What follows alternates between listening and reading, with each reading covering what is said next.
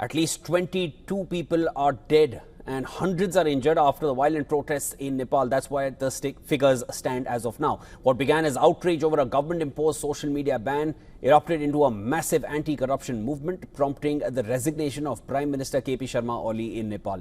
Kathmandu's main international airport has been shut down. Fires and clashes around its perimeter endangered flights.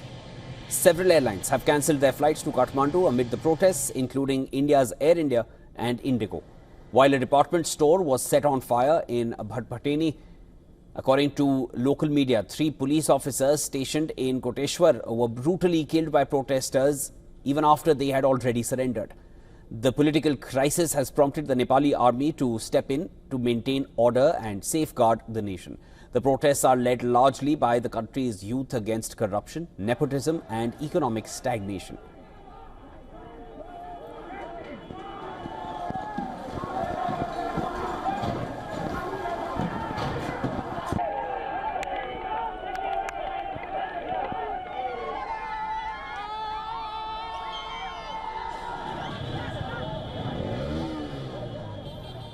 Protesters freed Nepal's ex-deputy Prime Minister Ravi Lamichhane and 1,200 other inmates after burning down Nakhu jail.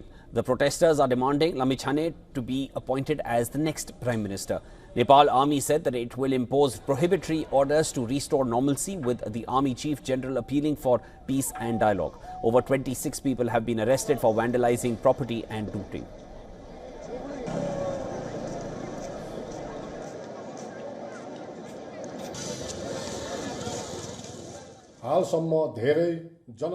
During the protest, there was a significant loss of life and property.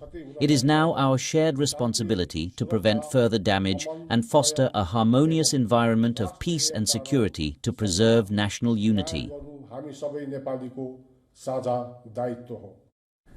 UN Human Rights Chief said he is appalled by the escalating violence on ground, urging authorities to protect the right to peaceful protest and calling for investigations into the deadly crackdown.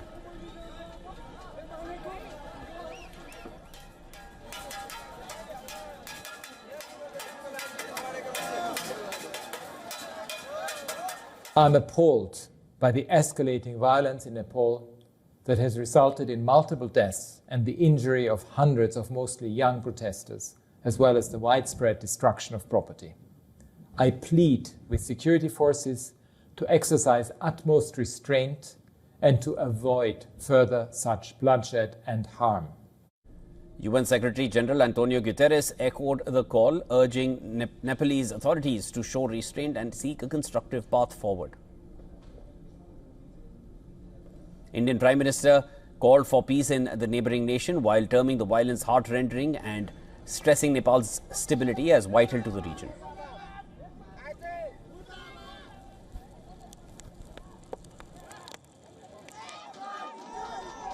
And for more on this, WION's correspondent Saloni Murarka sends us this report from Nakhu Jail, Kathmandu.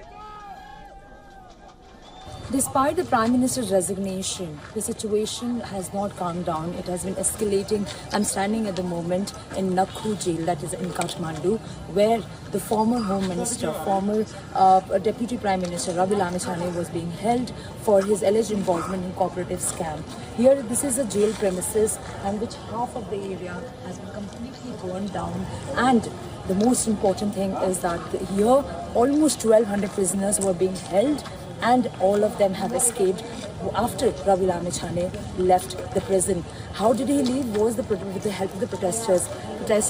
They barged into these premises and Ravi Lamichhane was taken out from his cell and out paraded. Following which, most of the prisoners, they escaped behind him. And many of the reports suggest that the police officials here, the security guards, they completely raised their hands and they stepped back while the prisoners were escaping and did not try to stop them. This is maybe because of the number of protesters who barged in must be high. But it is seen that at the moment there are no prisoners at the moment here in this Nakhu prison. And the last time I was here, there were almost 1,200 prisoners being held here in Kathmandu, and also that Ravi Lamichhane has a very massive support from the younger population, including the older population as well. They see him as a change that the system requires. And now that he is out of the jail, people have started, the protesters have started to call the demand for him to be appointed as the Prime Minister of the country next. However, that is yet to be seen on how the trajectory forms for the Nepal politics. I'm Saloni Murarka reporting from Kathmandu for WION.